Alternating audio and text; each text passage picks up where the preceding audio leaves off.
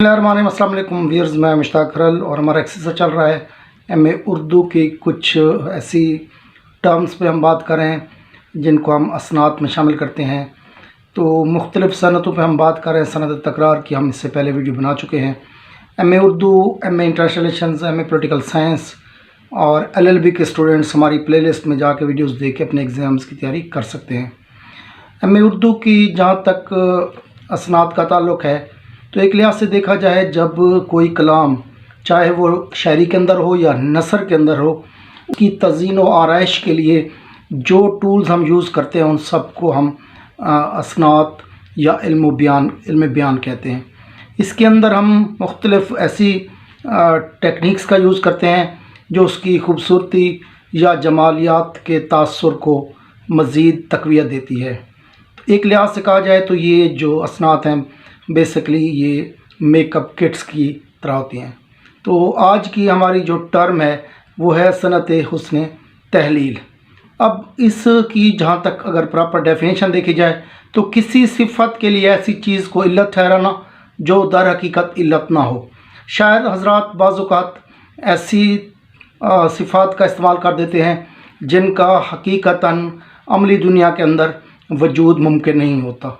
मैं इसकी मिसाल के तौर पर आपके सामने दो शेर पढ़ रहा हूँ, इनको ज़रा गौर से देखिएगा कि सब कहाँ कुछ लाला व गुल में नुमायाँ हो गईं, खाक में क्या सूरतें होंगी कि पिन्हा हो गईं। और दूसरा हैदर अली आतिश का एक शेर है कि ज़ेर ज़मीन से आता है जो गुल सो ज़र बकफ, कारून रास्ते में लुटाया ख़जाना क्या। अब इन अशार के अंदर अगर गौर से देखा जाए तो दुनिया के अंदर जो इंसान चले गए, अब उनका फूलों की सूरत में दुनिया के अंदर नुमायाँ हो जाना ये मुमकिन ही नहीं है। इसी तरह जो कारून ने अपना ख़जाना ज़मीन में छुपा दिया था, आज अगर फूल खिलते हैं तो वो फूल उस ख़जाने की अलामत हैं कि शायद वही ख़जाना का जो सुनहरी रंग है उन्हीं फूलों के ऊपर नज़र आता है। तो ये एक लिहाज से हुस्न तहलील की बड़ी खूबसूरत मिसाल है। मुझे एक और भी शायर की वो लाइनें याद आ रही हैं, बल्कि एग्जैक्ट लाइनें तो नहीं, इस तरह कह सकते हैं कि उन्होंने मिसाल दी थी कि एक बादशाह जब कश्मीर के दौरे पे जा रहे थे, मुग़ल हुक्मरान थे शायद, तो उस वक्त के शायर ने बड़ी खूबसूरत लाइनें लिखी थी कि जब वो उन खेतों से गुज़र रही थी तो खेत जो है उस बादशाह के आदाब में झुक गए थे।